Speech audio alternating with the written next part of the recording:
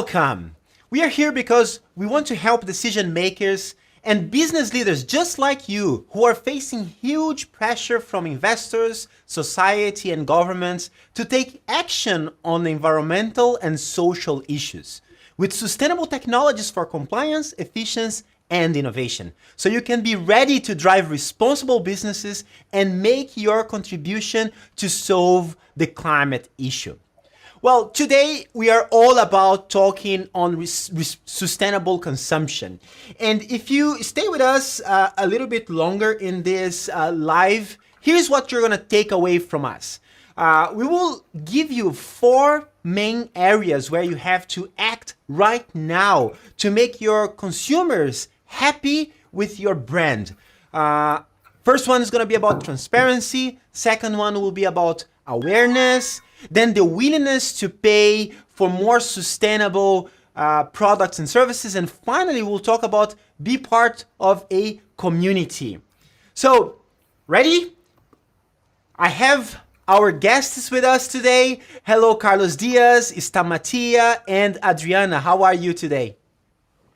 We are very well, and we are ready for this interesting research that we have done.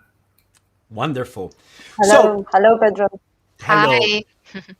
Before we continue, if you are with us for the first time, please just write on the chat that you're new so we get to know you better. And also to help the algorithm of LinkedIn and YouTube to share this live with more people so that they can take content to themselves, click a like. Just react to this. Whatever you want to put there in your reaction, it will help the algorithm to distribute the content all the way further so we can have more people to take action on climate issues. Great. So now let's deep dive on this amazing research. Stamatia, you are leading this research since last year, and now we have the results here with us. Do you want to talk about the methodology and why this is important right now? Yes, of course. So first I will start with a definition. What is sustainable consumption? Because this is what our research is about. So sustainable consumption is not just choosing a sustainable product. It's more than that.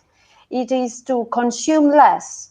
It is to identify and choose the product that's less damaging the environment. It is also keeping the product for a longer time into the market by reusing it or recycling it when you cannot longer use it. So it's more than that. It is, let's say it is doing more and better with less. So these were the questions that we had in December 2020. So we were wondering, are the consumers ready to doing better and more with less? And what influence their choices? And which are those actions that the brand can take so as to gain their sustainable advantage? And that's why we contacted Qualtrics, and we, together with Qualtrics, we did a survey. And we asked 1,020 people in Spain and Italy. We choose the age 25 to 65 with different income and education. And we focused on food, fashion, automotive, travel, and utilities industries. The first finding, yes, Pedro? No, I just wonder, to whom you decided to focus the outcome of this survey. I know you have put together an infographic that's going to be available on the link of this live, but can you also talk about who is getting advantage of the outcomes of this study? Of course, the consumers themselves, because they can see what others are thinking and how they are thinking about the sustainability and sustainable actions. And the second, it is the different brands, because in this research, we refer of what are those actions that the brands should take so as to attract more consumers and sell their products, let's say more, and also do better for the environment. Great. So let's deep dive. I'm anxious to know the results of it. Yes. So first, before we deep dive, I would like to mention some key insights. So half of the interviewers mentioned that for them sustainability it is very important. For example, they mentioned that the sustainable practices and practices of their favorite brands are very important. That they tend to choose sustainable food brands, and they consider the environment where they purchase their new car. What we notice is that less percent, 34%, they would between two electricity and car companies would choose the one with environmental and social policies at 34%. So there is sustainability. It is in the mind. I think Yes. this slide is speaks volumes. You can project it again, because this is exactly the four different industries where when Stamatia was driving this research, we wanted to really understand what the fashion industry and the fashion consumers are looking for, what the food industry, what is the automotive industry, and what is the utilities industry. These four industries should take a look at this report, because the insights that we're going to provide right now is, okay, how can we walk the talk? How can we, yes, people are interested in sustainability, but are they ready to pay more? Are these people willing to go the extra mile? That's what we're going to start uncovering in this research in a minute for you. Exactly. Thank you, Carlos. So maybe Adriana would have some more things to say on the first area, that it is transparency. Thank you very much, Stamatia. Yes, I'll be happy to talk about that. I love this topic of transparency, and I will talk mainly about food, fashion, and automotive, where this is a big subject. Yeah, so we have seen that people are becoming more and more concerned with the food that they are eating. What is in it? What is in inside their food? Where is it coming from? What are the ingredients? How healthy they are, and so on. And almost half of them find sustainable sourcing of food products very important. And the most popular reason behind that is that the environment is being respected. On the other hand, when we ask them about the carbon footprint and what they think about the carbon footprint of the products that they eat, they were less interested in that, meaning that there is a lack of awareness. And if we think about it, there is no carbon footprint data on the food products that we buy. So this is a strong message also for the brands, that they need to communicate that better, because that has a high impact on the environment. So they actually don't know that well what is impacting the environment. They know it's important, but they are not sure how. Yeah. We also notice that more Um, sensitives are those with. Yep, Carlos. yes, no, I think because when we think about how we inform consumers about the provenance, about the water that has been used in creating that product, or the land that has been used, greenhouse gas emissions. So there's so much information that you can add. We see this in food, we will see that in fashion, but it is sexy to include all that information in the label. I mean, probably it is not. So gamifying that experience, adding that experience while making people part of the story, uh, helping people to understand where it comes from, the story of the people that produce that, or inserting QR codes or ways to access that information in a much nicer way. That's a takeaway for brands. We all know that people want information. How we put information out in a way that is consumable, that is fun, that is informative, and it can drive you to execute something. Yeah, thank you, Carlos. There's a lot of talk also about carbon labeling and how different countries are taking that. That's a great topic to see because we have lots of statements on products, on food products like palm oil free, vegetarian, vegan, raw vegan, whatever. So we carbon labeling is also taking a very important step now towards the sustainability story. As far as it regards environment savings, let's say, we notice that more sensitives are the ones that have higher education, higher income, and especially women. And the latest one, women are also more interested to local communities and not impacting negatively by the farming practices. They also look a lot if the food is locally produced, if it's kilometer zero, or it's coming from abroad. We have seen that there is not much difference in Spanish and Italians. Basically, just a little bit, the Spanish pay more attention to the carbon footprint of the sourcing materials. Something Why which do you is think very that important. happens, Adriana? Why do you think that happens? Because you said it very quickly. Say, okay, people with higher income are more aware of green practices. People, women are more aware. And what else? The other dimension that you mentioned, Higher education, higher higher income, education. and gender. Yeah. Yeah. Okay. And Well, why do you because think that happens? when higher education means that people are also more aware of certain topics, so that's why they care more. Higher income means also that the money is not a problem, so they are also willing maybe to spend more and take more attention to what they eat.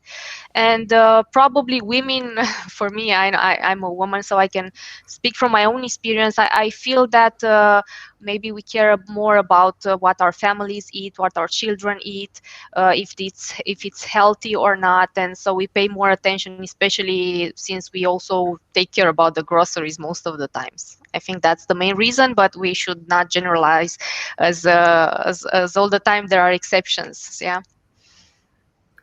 For sure, but those are the insights of the research. And when you are a brand, you know who's your consumer, and you know which buttons to press. And definitely, it is telling us higher income, higher education, women, those in this regard that you're talking about, are more interested in these kind of topics. Absolutely.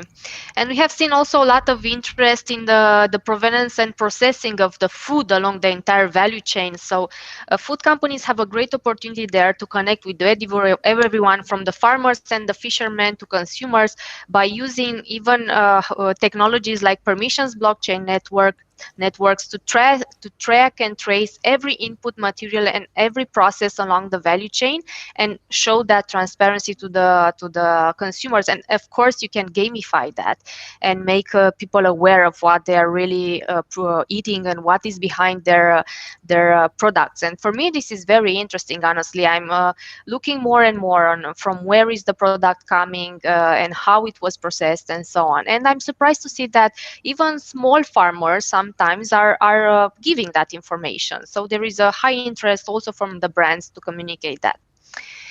Moving now to fashion, based on the responses that we had, it is clear that the vast majority of consumers, and I mean 87%, believes that the design of a product can reduce its environmental impact. In fashion, we all know it's the biggest pollutant industry in the world, and there is a very important topic here. A lot of clothes finish in landfill. Only 1% of those are recycled, which is very, very little. So we see that people are aware of that, and they understand that there is an environmental impact on that. And we see that 81% of consumers often certify the origin of the raw material of the products they purchase. And those with higher income even certify more often the origin of the raw material. So again, the income, it's a topic here. And when they think about new clothing purchase, 34 of them are influenced by the impact that the production has on the environment, such as energy, packaging, and also others. And talking about how likely are they to purchase a product based on new recyclable raw material, for example, vegetable or fruit fibers, 56% of them are very likely to purchase this kind of products.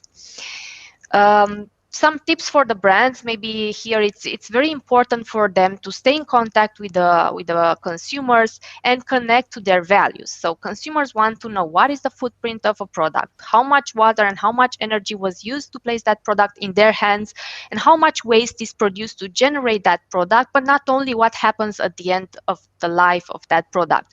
There are lots of fashion brands that are incentivizing the consumers to bring back their used clothes and even get some discounts from that. So this way they take care of that product. They take care that it doesn't finish in the landfill, and they recycle it properly. One topic here with fashion, which is very important, is the fact that once you bring back a product which was used, you cannot know from where is it coming actually, what are the materials inside it, how can you recycle that. It's not that easy. So we have been working a lot with one of the startups that we support, and we have been talking a lot about them, and they are called E016, and they created this circular ID protocol, which provides a common global industry standard for the digital identification of products. So this way we are able to identify a single product and understand what's made of and try to recycle it as best as we can. So transparency and traceability are very important for fashion, starting from green suppliers, transparency on the materials, ethical sourcing, of course, material origin, but also how to recycle or give it a second life. And also, of course, saving costs and reducing. Yep. What we're gonna Carlos, learn please. in a minute is are consumers ready to pay for all that? Sustainable sourcing, being able to trace back all the materials from origin. That costs money. It's an investment from the company that has to do that. Yesterday we were talking with EcoAF, a brand that you may know, and they use materials, trash taken from the sea and from the bottom of the sea. They have some cooperation with fishermen, and they produce all they produce with trash, plastic, mainly bottles coming from the sea. And now one of the key questions is, how do you bring this to fruition? How do you make this economically profitable and not only sustainable? And these are the two dimensions that we're missing here: profitable sustainability, sustainable profitability.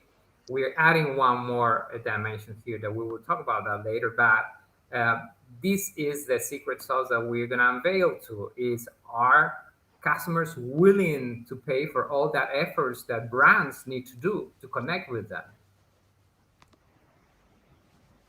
Yeah, that's very interesting topic. I think we will talk later more about that. In some industries, they are more likely to do it. In some industries, they are less likely to do that. But it's very important. Something that we should also look at, it's not only the price of the product, but also what it means for a brand. So how much taxes are you paying actually for the product that you are producing? How much taxes are you paying for the waste, for the trash that you're producing, and you're not getting back nor recycling? So it's not only about the price of the product, it's also about the entire life cycle of it and what's the impact on the company and on the environment finally.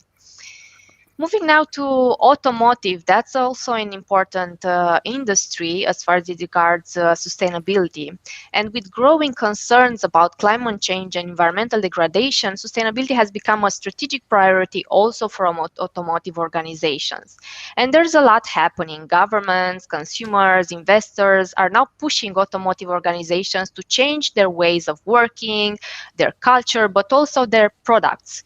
Yeah, so when we think about cars cars, something that comes to our mind immediately is the emission, yeah, the emissions of the car. And when you buy a car, you can see that emission. Usually it's public, and those ones depend on the type of engine, of course, that you choose. And today almost all brands offer models with different engines, with different emission levels. But despite these efforts, as many as 70% of the interviewed people believe that car manufacturers could do even more to achieve their sustainability goals in relation to carbon emissions and energy management. And of course, there's a lot to do there. It's not only about the emissions, but it's also about sustainable sourced raw materials. 45% of the people think it is relevant, and also the recyclability of components at end of life of the vehicle. 45% of the interviewed people think that this is very relevant.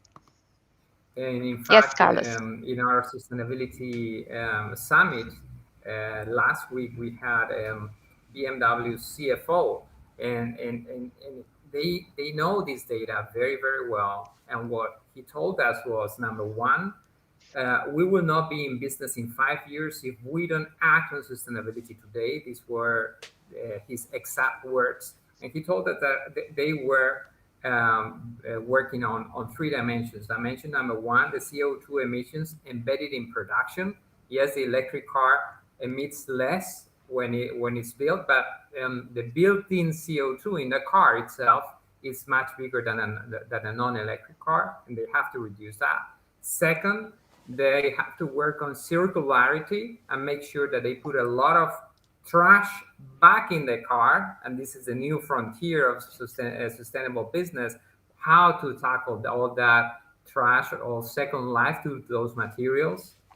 And third, they have to work with the whole supply chain, tier 1, 2, and 3, to really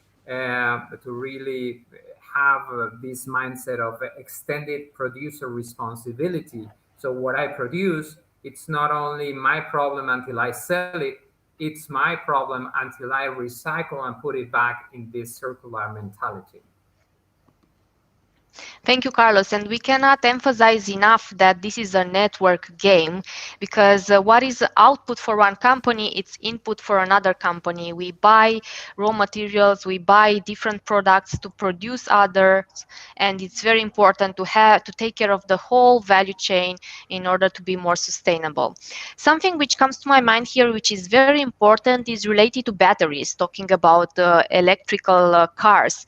Yeah, and it seems that 800,000 tons of automotive batteries enter European Union every year. Yeah, and not all of these batteries are properly collected and recycled at the end of their life, which of course increases the risk of releasing hazardous substances and constitutes a waste of resources, of course.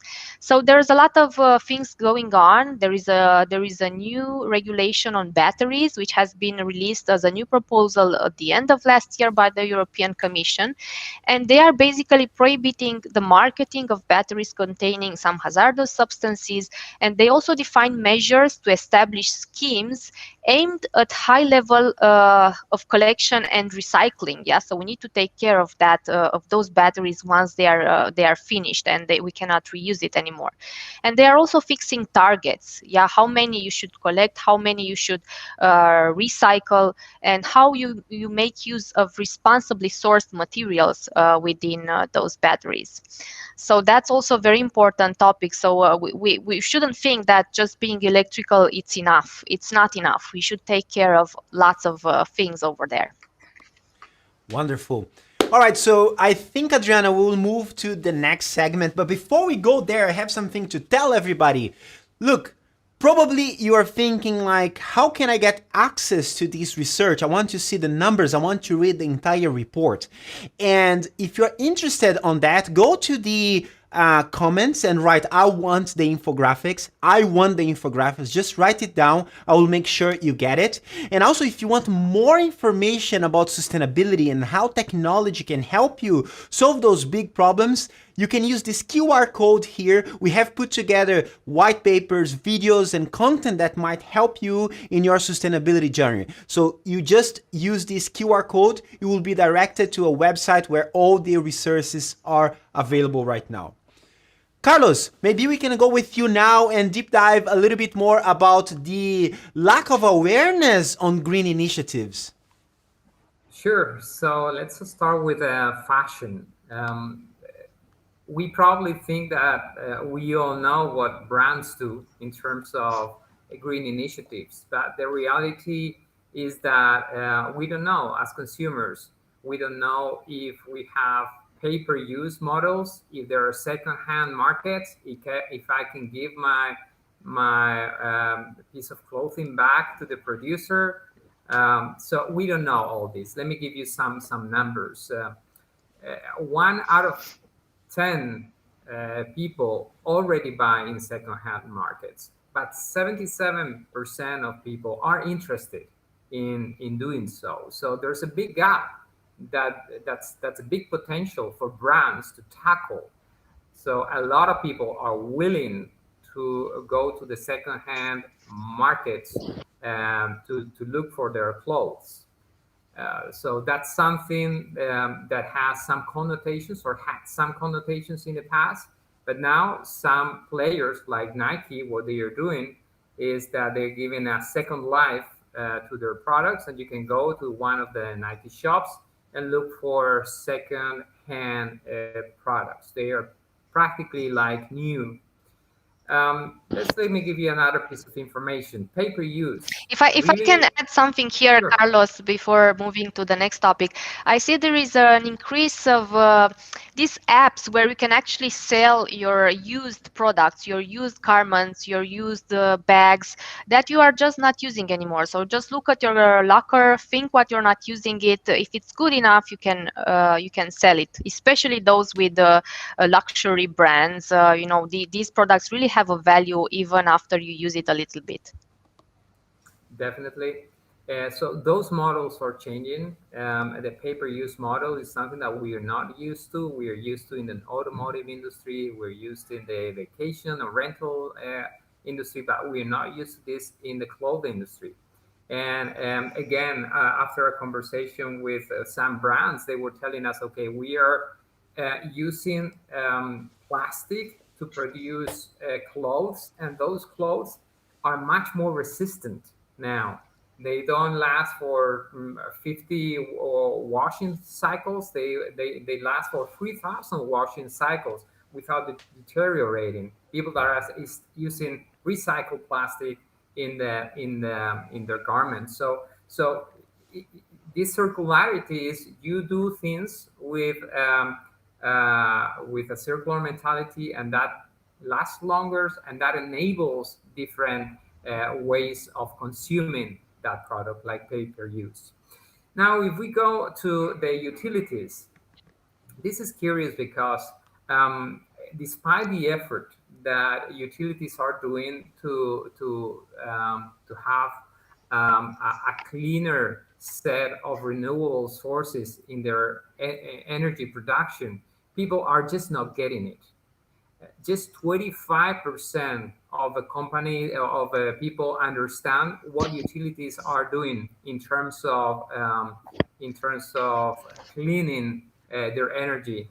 9% of them have zero information. Only 9%, another 9% of them really understand what their utility provider are doing in this regard.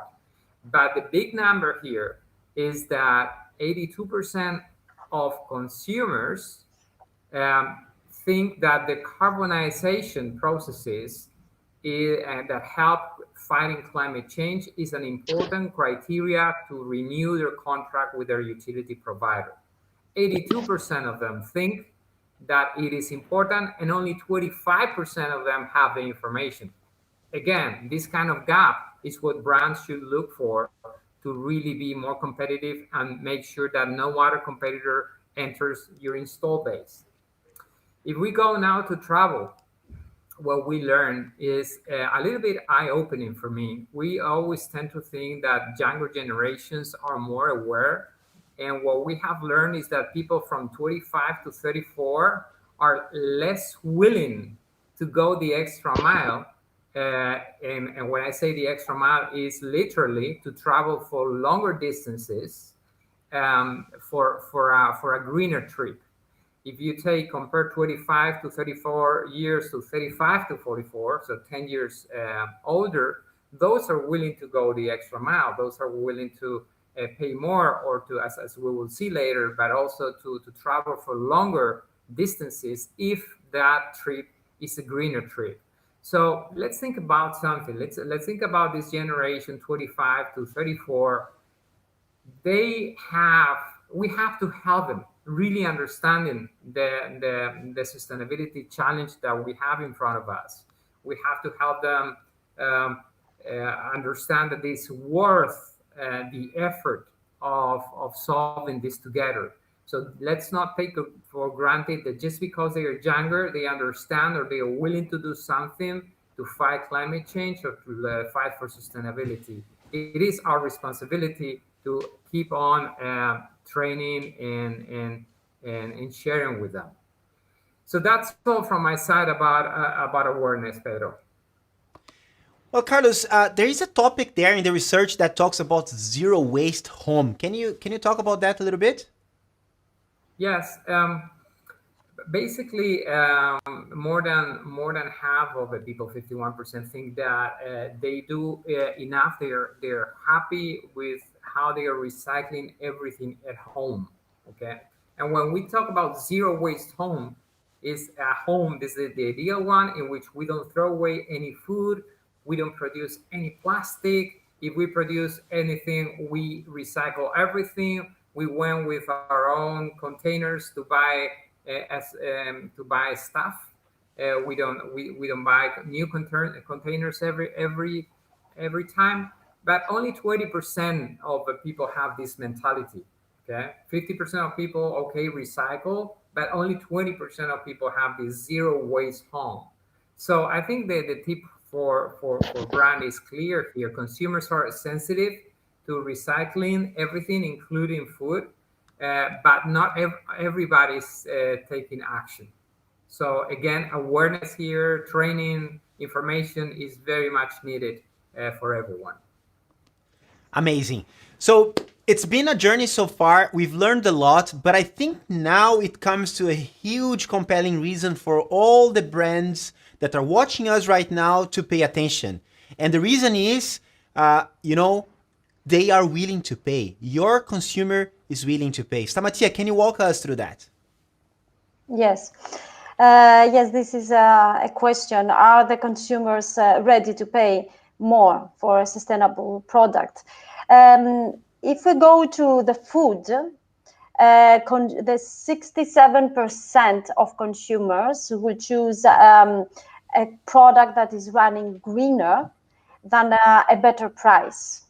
And for those that would choose the better price, only the 15% mentioned because they do not care about the environment and their only concern is their budget. So we can see that consumers are willing to pay more for their food. So if the brands emphasize their importance of sustainability, if the brands include a labeling of what are the raw materials, what are the materials that they are using, how sustainable their practices they're following are. So if make all this transparent to the consumers, then maybe more and more consumers would be on the side to choose the running greener product than the one with a better price. Well, I think this is so revealing, Stamatia. Just to make a comment for you here, I mean, there is no better time for you to revisit your product portfolio than now. I think we always try to look at decision makers and the business leaders and help them to make their contribution. And you have a decision to make right now. Your consumers are willing to pay more. So you have the perfect business case to bring to your board to change everything. So why wait? Why tomorrow? Use that type of information. Let's go deep dive in that kind of information because that's the perfect business case for all of you. Is that correct, Stamatia? In fact, Pedro, just to add on your comment, that's why we have announced a protocol responsible design and production. because it's not only what you're gonna eat, it's also the packaging, it's the materials, how you're sourcing, where you're sourcing. So that's so important. And last week in our sustainability summit, we announced the availability of responsible design and production. So brands know that their consumers are willing to pay for it, and they have to embed that mentality from the minute they start designing that product. Yeah, I would like to add something here. My idea is that in the future, these greener products will become even cheaper. There are already some examples. Even if you think about electrical vehicle cars, they can cost a bit more, but it's cheaper to maintain them. The electricity is cheaper because fossil fuels are highly taxed. And so on. So in the future, there will be lots of taxes more to pay for products which are not green. And of course, the first movers have here the opportunity to be there and to transform this as a sustainability advantage, but there also might be a premium to pay for the first movers, of course. And it's useful to know that these consumers are willing to pay more right now. Yeah. And if we go to the car industry, to the automotive industry, we saw that 75% of the interviewers consider the impact into the environment of their maintenance and servicing when purchasing their car. And this is really important because they influence their purchase according to the impact that the car has into the environment. Also, we notice that while the maintenance and servicing is important, they are not aware of the green services and the green bonds. So this is a task for the brands here to make visible what they can offer, to make it visible what consumers can do more than just influence their purchasing decisions. And also, what we notice that the 63% would consider buying the green services option to have the maintenance compliant to local environmental regulations. And the 50% would pay a premium to a financial institution that offer green bonds. So they're willing to pay more for green services, but they need to be aware that those green services and green bonds and green initiatives are available and are out there. So brands has these tasks to make people aware. Any comments from the team here on that for the automotive industry? No. So we can go then to the travel that also Carlos made some very nice comments previously. We noticed that over 0.5% or more than 0.5%, 58% would use a 5-hour train that has 4 less emissions than 1 hour travel with a plane. This is really important. They would travel for 4 more hours just to eliminate the carbon emissions. Also, the half of them would increase the travel time by at least 50% to reduce the carbon footprint. Also, this is a really important insight. And also, almost the 60% would increase their cost from 1 to 10% to reduce the carbon footprint. So we can see that consumers are willing to take actions, either to travel for more time or to pay more so as to reduce their carbon footprint. The issue now is what the travel agencies or the brands are doing. Are they communicating to the consumers what are their alternatives and their different options for the travels? If they are not doing it, this is a really good way to start doing it. And also, are the agencies or the companies make consumers aware of their own travel emissions. So if they would do that, it would be really help the environment, and would also give a lot of options to different options to consumers to travel in a different way. Well, from my side, what comes to mind is the impact of COVID-19 and all the lockdowns to the behavior of people when it comes to traveling, right? Maybe before COVID, people were a little bit more in a hurry, and now they are more patient with their traveling. Do you think that has any correlation to the current analysis, Stamatia? It has to do with not in the heart. It has to do with how much the consumers are caring about the environment.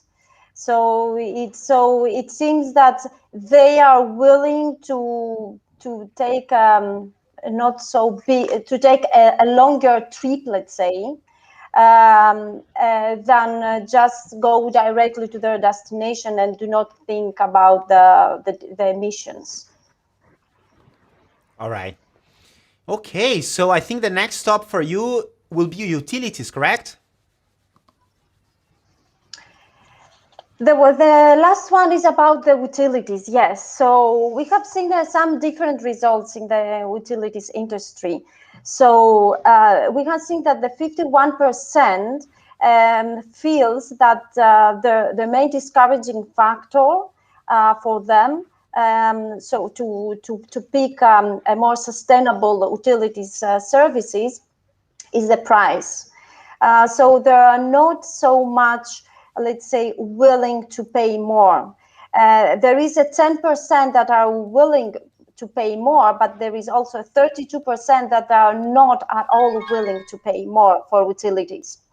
This is a really good insight as well for the utilities companies, because they should start training the consumers. They should start engaging also the consumers to the different green and environmental practices and initiatives, so as to change their mindset and start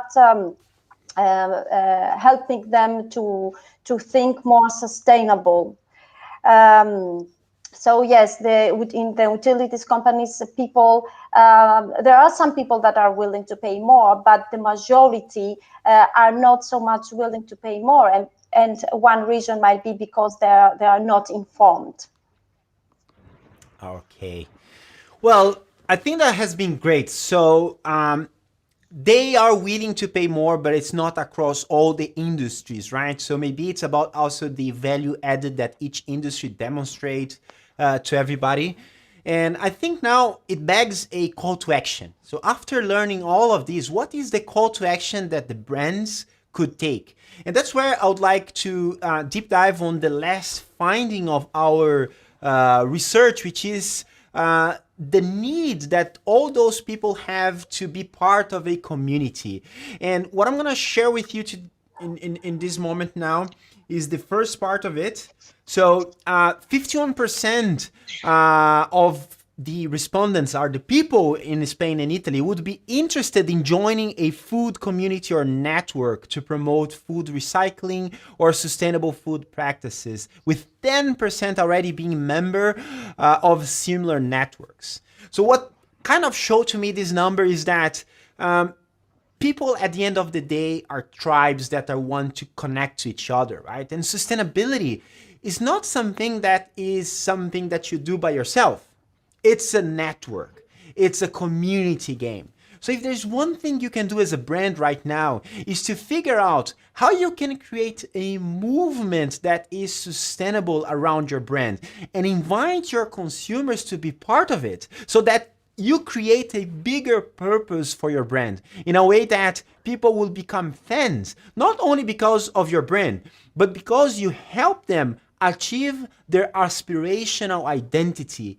Everybody on Earth will try to make a contribution to this crisis of climate change. So if you are the agent of that change, if you are the guide that help them give that contribution to the world, they will so much connect to your brand, and you will have the ability not only to sell more, but to create a level of loyalty never seen in the history of retail consumption in any industry before this one.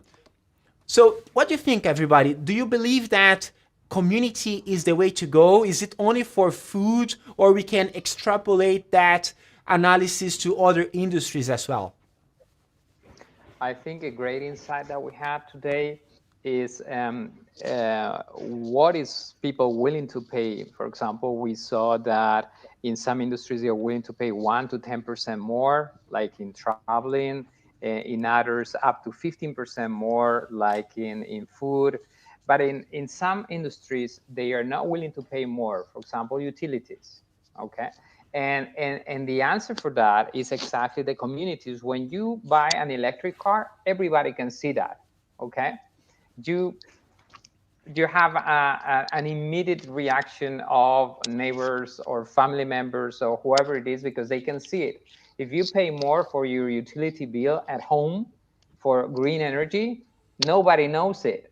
And people are not willing to go the extra mile unless they have a community to share that purpose, to share that value, to share their effort.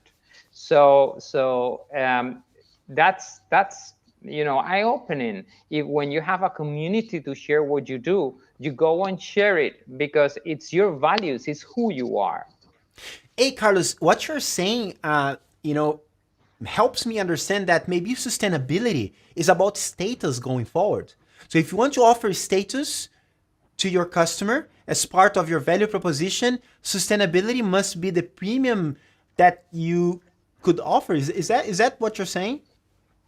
No, what I'm saying is what Samatia said at the beginning, that is sustainability is not about choosing a more sustainable product. It's changing a mindset when we value more to be than to have, where we start looking at bartering, at sharing, at fixing instead of buying, because this planet cannot hold it anymore. Well, but at the end of the day, what you're saying is that if I buy a Tesla, it creates an impact, and I'm more willing to buy a Tesla than paying my electric bill. So is the Tesla a symbol of status, where the community would also create that symbol of status? At the end of the day, people join communities to create that level of connection and status. Hopefully not. Let me explain why. And this is something that also Adriana touched upon. Sustainability 1.0 has that mindset. I'm going to make something greener for you and you're going to pay the premium. That is old. That is not the reality anymore. Okay. Now we have efficiencies, and now we can look for ways to make it cheaper, not only ourselves, but also the financial market is telling us there's cheaper money for that. So there are so many ways now to make it cheaper that sustainability 2.0 is not only for the top of the pyramid, it's for the bottom of the pyramid. The cheapest products ever are going to be sustainable. Why? Because we're going to take, let's call it, products that nobody wants anymore, and we're going to reuse them. We're going to bring them back to the production cycles. Why? Because we're going to use greener sources of energy that are cheaper than oil and gas. Why? Because we're going to use green finance that is cheaper than non-green finance. So now sustainability 2.0 is never has to be more expensive. Of course, you can produce Teslas for the top of the pyramid because not everybody can afford a Tesla, but you can also produce bread for everybody that is sustainable and cheaper than normal bread. And if you have a community to tell you have that bread, you would feel proud. For sure. All right, everybody. I think we have gone through most of the content of the survey. Is there any final elements, any information that is missing here that is worthwhile for the people to learn? Yeah, I would like to explain why we have added this research, and I think we have one image that explains three concepts. In this image, what you're gonna see is sustainability, profitability, and desirability. Normally, we talk about sustainable profitability and profitable sustainability. Yeah, but that forgets what is people willing to pay for. And we see a lot of companies doing a lot in sustainability, but is that what is really appreciated by their final consumers? Until we don't go the extra mile and understand what the final consumers want, we don't know what to reach for. And that's exactly why we did this sustainability consumption research. So sustainability and compliance, you take care about the license to operate. Profitability and efficiency, you are saving money and you have a competitive edge. But desirability and innovation, that's when you reach out to the green consumer and you can access those green premiums that we were referring to. So this is a journey that every company is going through. And this is why it's so important to add this desirability component to the equation of sustainability. And then, Carlos, you have elements that break down out of that, right? Correct, because you can take it from many different angles. For example, if you're worried about compliance, okay, the compliance side of things can also bring benefits in profitability. For example, at SAP, we're implementing the EU taxonomy, and we are learning how compliance is helping us being more profitable or being more desirable. For example, you were talking about labels. We have to, food companies have to provide some labels because of compliance reasons, but those labels are also perceived by final consumers or can help you access new markets where to operate. So there are lots of ways to find those gems for sustainability if you combine compliance, efficiency, innovation, and you understand that this is about sustainability, profitability, and desirability. Fantastic. Wow, I really learned a lot today. Thank you so much for taking the time. A huge congratulations for Stamatia for leading this amazing project that brought us lights in terms of what actually people think. We spend a lot of time talking to customers about sustainability and how they can be more innovative in the way they work. But bringing this element of what their customers think, the customers of our customers, it creates a completely different ballgame for us to have the credibility to drive the sustainability agenda. Thank you so much. And we're coming to the end.